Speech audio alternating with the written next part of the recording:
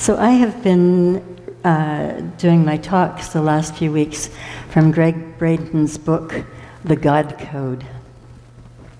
And for those of you who weren't here last week, just a quick recap on that.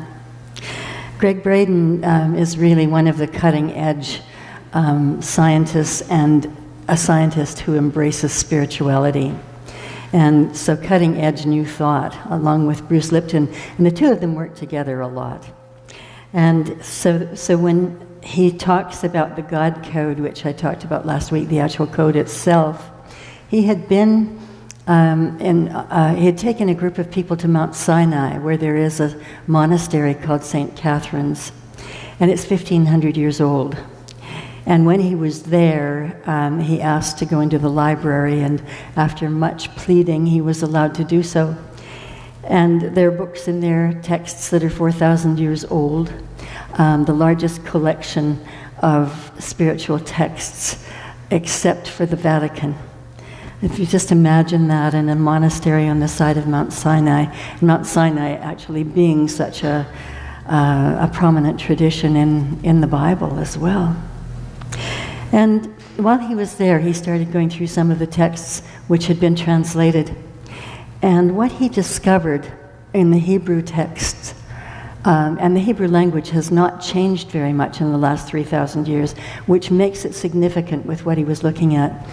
And in a text that was 25 years old, he discovered the hidden name of God. When I say the hidden name of God, it's because in the Hebrew language and in Hebrew synagogues, the name of God is not spoken. It's considered too sacred to speak, and only one day of the year is it spoken. And so in the texts, when you come across what would be the word for God, there are usually 4 dots, just dot, dot, dot. And that means that that's something that you feel is very sacred. It is that holy presence. It is God Almighty. And what he found to be really interesting, and which really astonished him when he was looking at the books, and something that he couldn't talk about at the time, was that the Hebrew word for God, which he found in a text that was 2,500 years old, was spelled YHVH. And he said it just sent chills over his body when he saw it, because he had been doing research for many, many years about the sacred name of God. And when he saw that, what really clicked for him was the work that he'd been doing with biologist Bruce Lipton. And what they had discovered is that in our human DNA is the name for God, the code name for God. And while this doesn't work in our language, in terms of YHVH, it works in another way.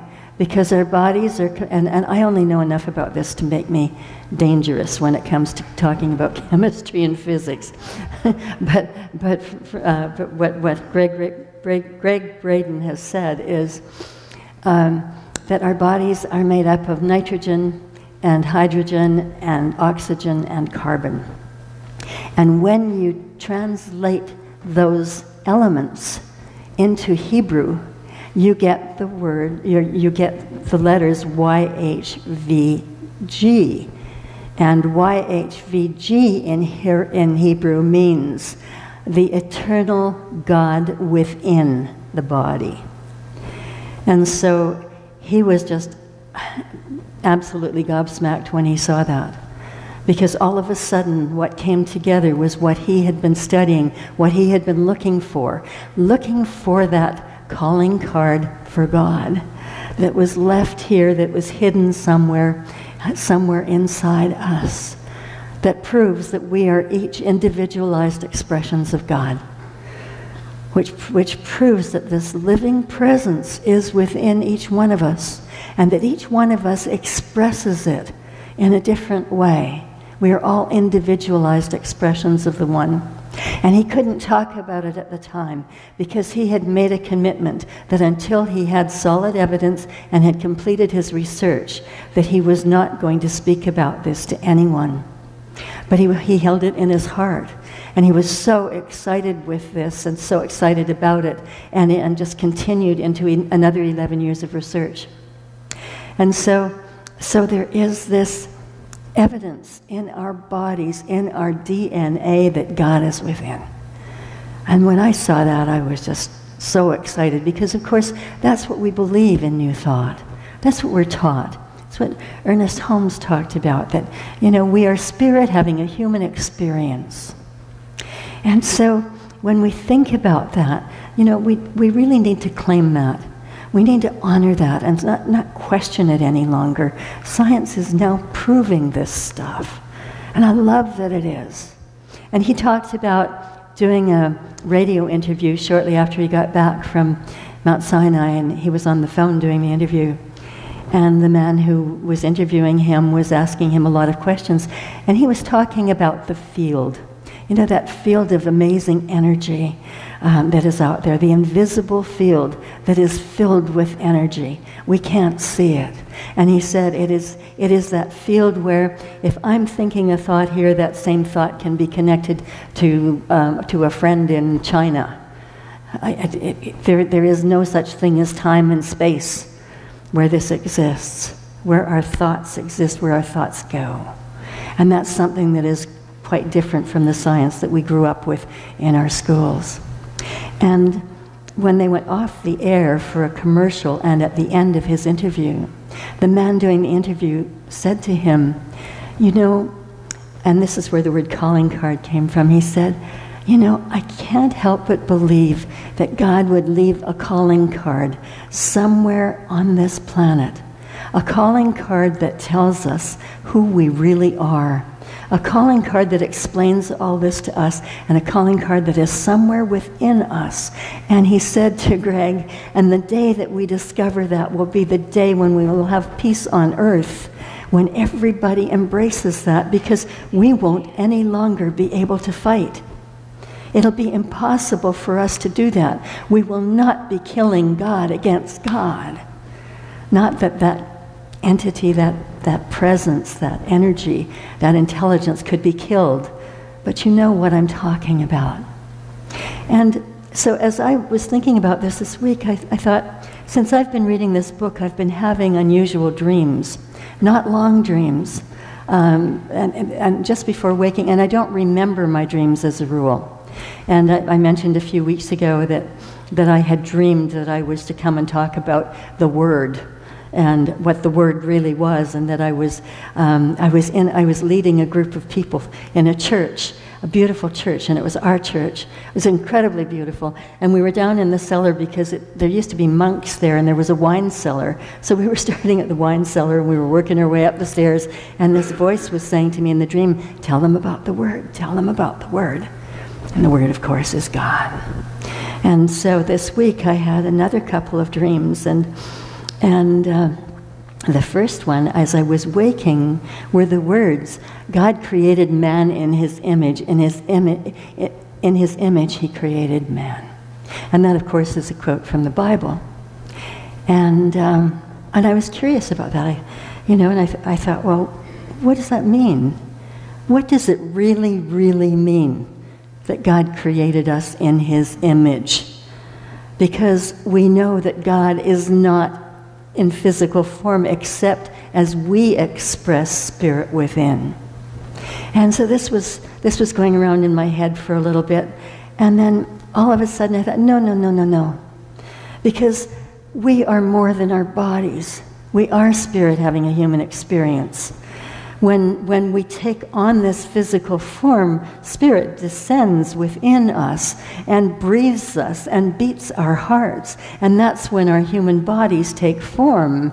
And then when we unzip the human form and step out of it and go to the other side, we're just back in that pure, beautiful spirit again. But we are still who we are. We haven't changed. We are still the individualized expressions in spirit form, Each one of us a part of God, a part of the divine. And so I thought, okay, so when God created us in its image, the way that we were created was as spirit, each of us individual expressions of God. And that's what that meant. And then the next morning, I woke up and I had another dream, and it was, well, how come people don't believe in God? How come there's so many people who don't? There was a beautiful young woman last week who was talking to me who said, you know, I have a whole lot of friends who would really like to come to this center if they only could understand what it is. But she said they're terrified because they think it's a church. They're terrified because they think it's a traditional church, and they don't believe in God. They're all atheists. And she said, I keep telling them that if they come here, they're going to love it. They're going to really understand it. Anyway, we talked about it for quite a while, but this was going through my mind again. It's, you know, why do people have such a problem believing? And I think there are several things. One, most of us of a certain age, as we were growing up, were exposed to religious teachings in our schools, or in churches, or in Sunday school if we went to Sunday schools. And we were told about God, and we believed everything we heard, probably up until about the age of 6 when we started going to school, and maybe even a bit longer than that. And today, there is none of that in schools. And today, fewer parents are actually going to churches or going to spiritual centers. And so those things all have an impact on whether or not people are really believing in a higher power, in the power of God. And this was still working through me, and I thought, why is this so? Now, a lot of it has to do with science. A lot of it has to do with what we have been studying scientifically, where things don't make sense. And then I thought, but that's not it either. And I was digging deeper and deeper, and all of a sudden I got, aha. It's because we created God in our image. We created God as an old man up in the sky, sitting on a throne somewhere, somebody who judges us, somebody who will punish us if we're committing sins, somebody who will always love us, which is kind of a contradiction if we're going to get punished and burn in hell. And of course, we don't believe in hell. We believe that we create our own hell right here on earth according to what we think, according to how we live. But all of a sudden, that just, to me, became so real. We live in a time where we cannot believe that there is an old man up there in the sky who is doing this. We don't believe in sin. I mean, the word came from a translation in Greek, and most of you know that the word sin in Greek means missing the mark, and repent means to try again. It's an archery term. That's so much different from, you sinner, you're going to burn in hell. Just isn't going to happen. And so these thoughts have been going around in my mind and coming together in this God code as I work to work through some of my previous beliefs that I didn't even know were still sitting somewhere in my body that have come out again. And so we have science now that proves that God exists. We have science that proves that this power within us is a creative power and that we get to use it for our good. We can create in our lives using this power that lives within each one of us. The science is there. And that's something that we have to remember. It's not the old science. It is the new science. It is the science that people like Gregg Braden and Bruce Lipton and Lynn McTaggart are working with, like the Institute for Noetic Sciences that was founded by astronaut Edgar Mitchell, that they're working with all the time. And so there is this power, there is this force. We are so much more, so much greater than what we can imagine, so much greater than what we can see, because that power within us is that invisible power And of course, scientists have shown, and this is through the work of the Institute of Noetic Sciences, that if you take two protons and separate them, and you have one right here in this center, and the other one is in Indonesia, and you manipulate the one that is here, that the one in Indonesia will start reacting exactly the same way. There is no time, there is no space between these, and there is no time and space between us, our beliefs, and what is happening out there, what is happening in the invisible. We tend to think that everything falls into time, but it doesn't. It's the way that we regulate our lives. But in fact, our ideas, our imagination, our visions, and that passion within, that power within, are what create without any time and without any space. And so, what is the code that is within the code? The code within the code is the invisible. The code can be determined. The code of the DNA can be determined. But the code within the code is something that cannot be seen. It is the invisible. It is the power. It is the love. It is the compassion. It is the feeling. It is our feeling nature.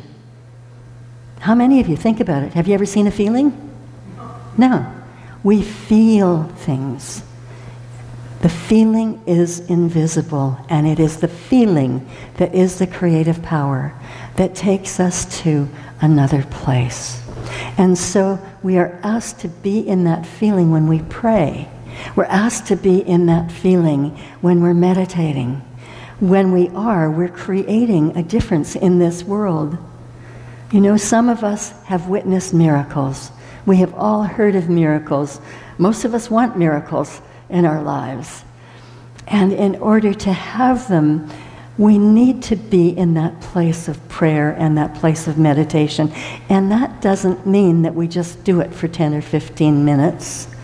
You know, to start with, yes.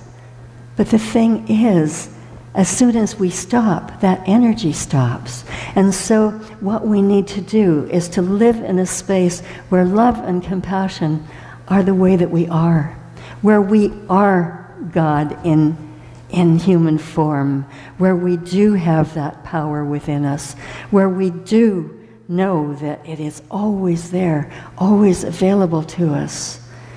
And we don't drop it along the way. We don't stop to judge somebody along the way and to lose that feeling. Because as long as we are feeling that we have peace in our hearts, and we're feeling peace in our hearts, and feeling love in our hearts, and getting rid of all of the other stuff, then we are constantly creating that which we are talking about. I was reading, it was in a different one of Gregg Braden's books. It was in the Divine Matrix. And he talked about, lost my train of thought as I went to the Divine Matrix. He talked about a monk during World War II, Padre Pio of San Giovanni. And Padre Pio told his people that he would never, ever let the bombs fall on San Giovanni. Not ever. And it was occupied by the Nazis. And the Americans were going to stage an attack on San Giovanni. And the American planes flew over San Giovanni. And each pilot afterwards said, there was this monk in front of them who stopped the bombs from being released. They were unable to release the bombs. Every pilot saw this monk in front of the aircraft, and they talked about it afterward. And at the same time, Padre Pio was in a sanctuary with a group of people, and they were all praying. They were praying for peace, and they were praying for the safety of their city. You know, this is the kind of stuff that's hard for us to believe. Gregg Braden calls it, well, he's not the only one, it's called bilocation, where you can be in many places at once. When you are a holy person, when you hold that holy place in your heart, miracles occur. Imagine being able to project your body in front of a whole lot of aircraft to prevent bombs from being dropped on a city. and having witnesses that you were actually in a sanctuary at the same time. It's truly, truly an amazing thing. In this time in our lives, we've experienced transcendental meditation.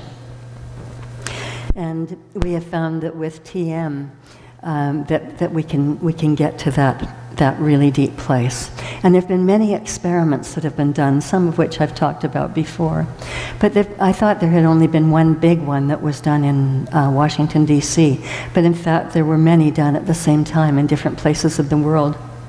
And what happened was those who were doing TM were focused entirely on peace and love. And wherever it was that they were together as a group meditating over a period of a few weeks, crime was reduced in that city. Accidents were reduced on the highway.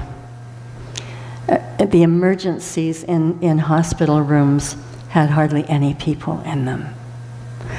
You see, that energy goes way beyond where we are.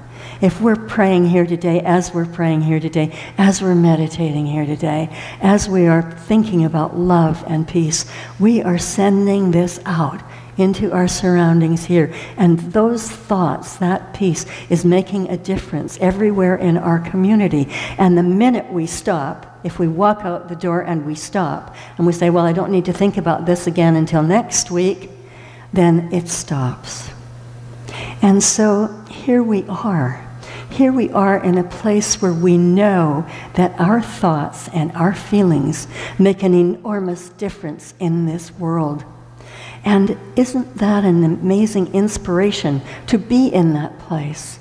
Not just for the sake of our center, not just for the sake of this community, in our own homes, to have peace in our homes, to have love in our homes, to go beyond